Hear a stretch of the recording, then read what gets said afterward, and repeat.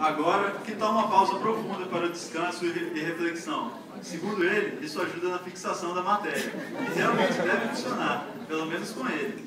A lenda do famoso trio elétrico cativou os amigos da sala com seu jeito sereno de ser. Vem aqui pegar seu diploma, Vitão. Vitor Ribeiro.